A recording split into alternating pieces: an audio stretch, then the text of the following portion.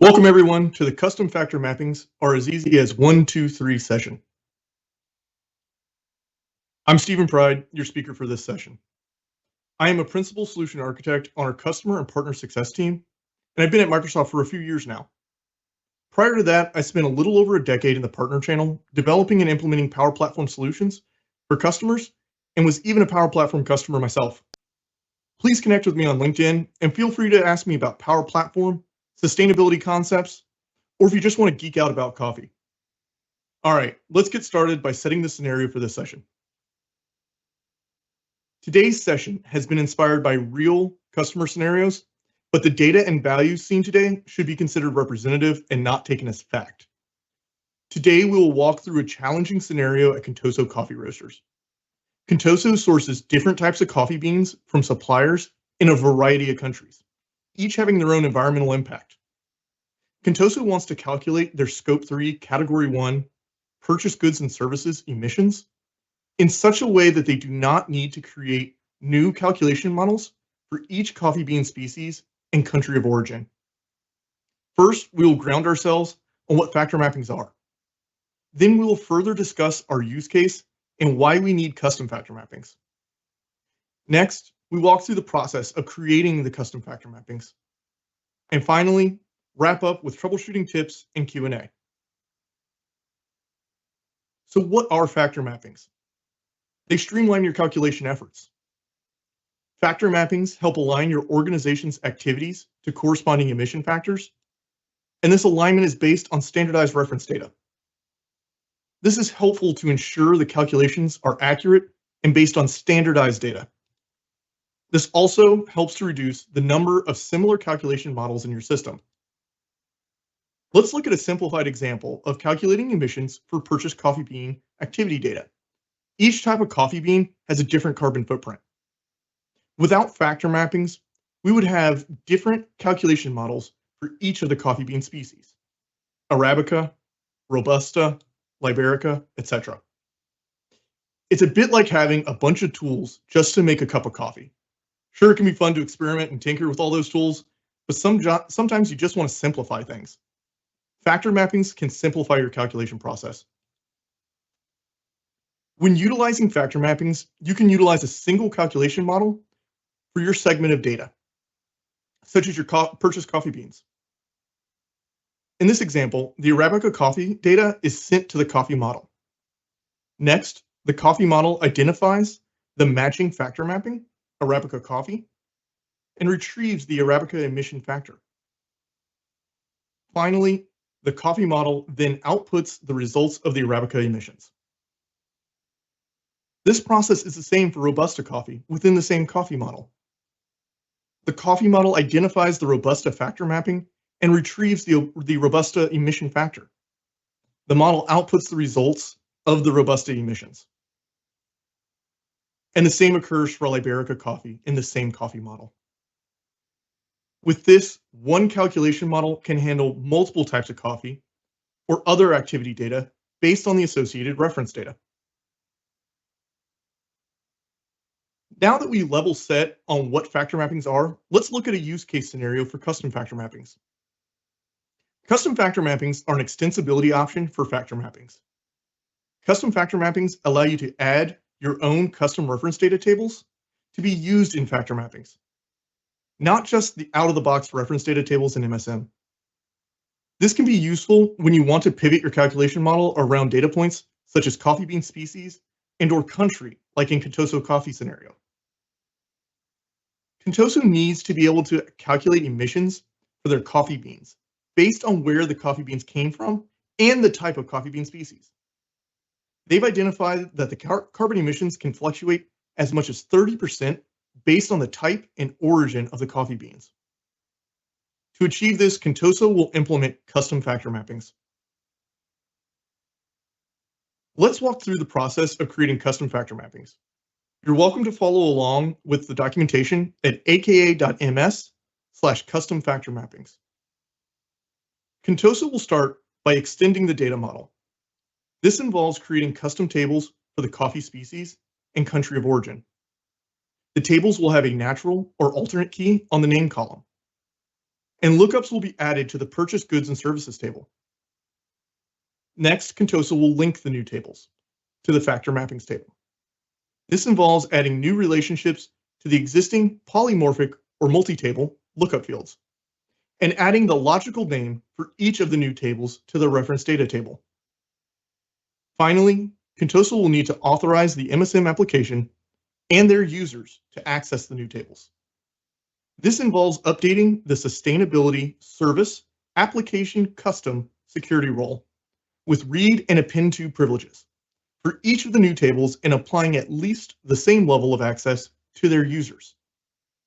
After that, the custom factor mappings will be created and ready to be used in the system.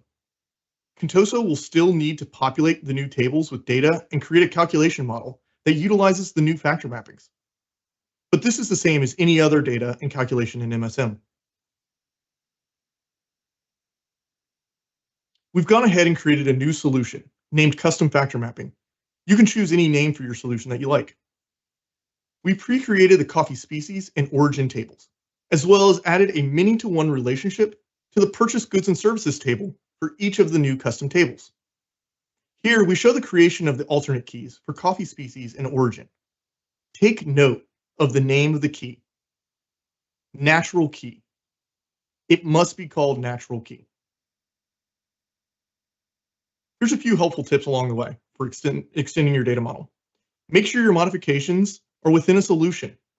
My colleague Goksel has a great session from day one discussing ALM best practices and covers this topic. Make a note of your table logical names when you create your table. You will be using this information later. Because the activity data are virtual tables, you'll need to create your lookups by creating a many-to-one relationship rather than a lookup column directly. You will get an error message if you try to create a lookup column directly. And finally, this alternate key must be called natural key. Next, we will see a walkthrough of linking the new tables to the factor mapping table and adding metadata for the tables to the reference data table.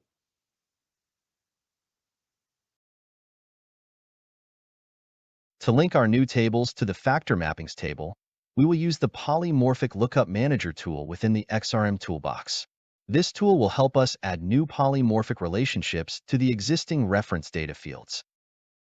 We've already connected to our sustainability environment and pre-selected our solution, the factor mapping table, also known as MSDYN_emissions lookup, and our reference data 1 attribute.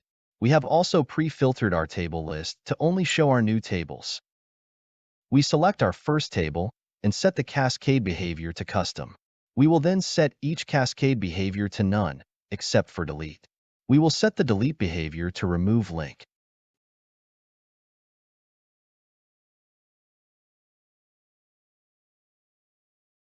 We will repeat the same process for the second table, setting all cascade behaviors to none, and setting the delete behavior to remove link. Next, we will click Apply Changes. The tool will add the new polymorphic relationships to the reference data 1 field. The process is the same for the remaining 3 reference data lookup fields. We will fast forward through the process. Our new polymorphic relationships have been added. After refreshing our solution page, the factor mapping table now appears. We can verify our relationships have been created by selecting the factor mapping table and navigating to the relationships area of the table. Here, we can see that 2 relationships have been added for each of the 4 reference data fields, a total of 8 relationships. Next, we need to add metadata to the reference data table for each of our new tables. We will start by navigating to the Tables area of the Maker portal. Next, click All and use the search to find and open the reference data table.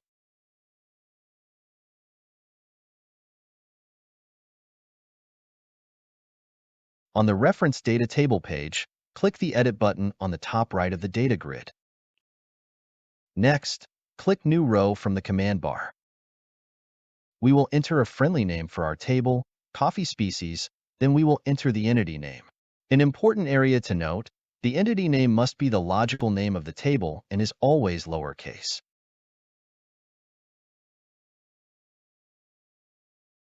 We will click on Insert Row above to save the current row and start a blank row for our origin table.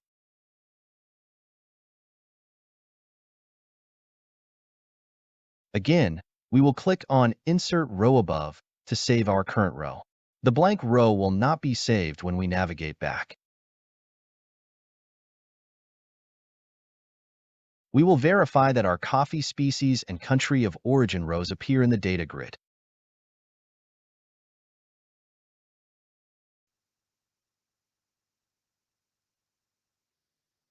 We added a new relationship to the factor mapping reference data lookup fields, and we added our table metadata to the reference data table.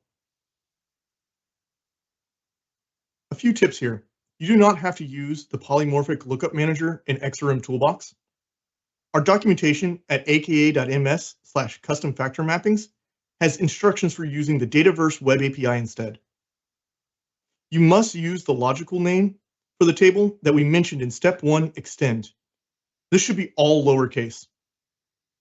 Our new relationships were added to our solution by the polymorphic lookup manager tool. You would need to do this manually if you use the web API instead. Our new relationships will be migrated with our solution if we move it to a new environment. However, our reference data rows would not be included in that. Next, we will authorize the Cloud for Sustainability to access our new tables.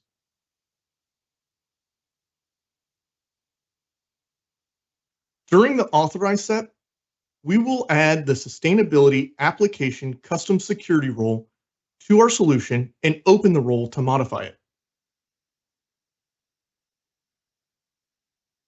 Next, we will find our coffee species table under the Custom Entities tab and grant organizational level access to the read and append to privileges.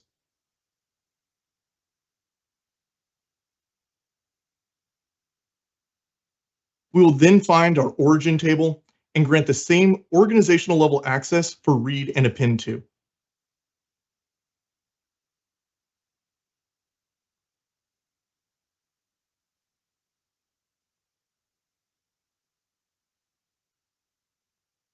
Finally, we save our changes.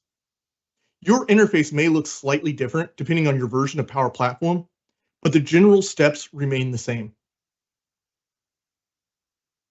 A few tips while you're going through the authorization process. Add the Sustainability Application Custom Security role to your solution so your changes can be moved to other environments.